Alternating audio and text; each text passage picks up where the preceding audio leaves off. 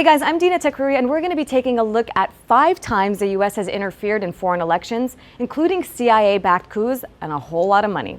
After the WikiLeaks release of her campaign emails, Hillary Clinton accused Russia of trying to interfere in the U.S. presidential election. This has come from the highest levels of the Russian government, clearly from Putin himself, in an effort, as 17 of our intelligence agencies have confirmed, to influence our election. But the U.S. isn't exactly one to talk about interfering in foreign elections, because it has a long history of doing just that.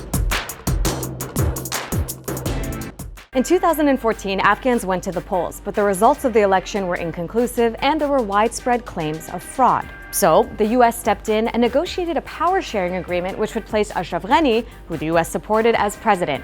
And his opponent, Abdullah, was given an entirely new job the U.S. created called Chief Executive Officer. And that wasn't the first time the U.S. had a hand in Afghanistan's elections. The U.S. already had interfered in the 2009 elections, which were marred by accusations of fraud, low voter turnout, and violence. And before Afghanistan, there was Honduras. In 2009, the democratically elected Honduran President Manuel Zelaya was ousted in a coup d'etat led by the military. Officially, President Obama said the U.S. opposed the coup, but Hillary Clinton, who was Secretary of State at the time, admitted in her book Hard Choices that she pushed for elections to occur quickly after the coup to, quote, render the question of Zelaya moot, so he couldn't return to power. That's been really bad for Honduras, where violence has skyrocketed since the coup. For some countries, U.S. involvement is the rule, not the exception, like in Haiti.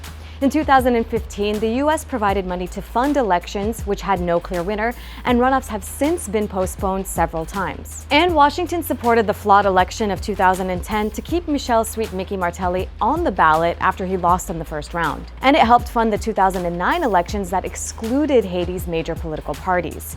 Oh, and the U.S. backed the 2004 coup that deposed Jean-Bertrand Aristide, Haiti's first democratically elected president. But don't think that getting involved in foreign elections is a new thing for the U.S. Back in 1953 in Iran, the CIA directed the military coup that overthrew democratically elected Prime Minister Mohammad Mossadegh and installed the Shah. The U.S. claimed that supporting the Shah was part of the Cold War-era fight against communism. But the real reason had more to do with making sure American and British companies could continue to access Iran's oil. The Shah was ultimately overthrown by the Iranian Revolution, which didn't work out too well for the U.S. in the end. But Iran isn't the only time the U.S. has rigged elections to protect its economic interests. In 1954, Washington backed the overthrow of Guatemalan President Jacobo Arbenz. They wanted to keep him from passing laws that would protect the rights of Guatemalan farmers over foreign companies like the American-owned United Fruit Company. The right-wing leaders the CIA backed to replace Arbenz led brutal dictatorships that left the country in poverty. All those examples are just a handful of times the U.S. has influenced elections abroad to protect its own interests. It doesn't make it okay, but how surprising is it that other countries might want to do the same thing to the U.S.?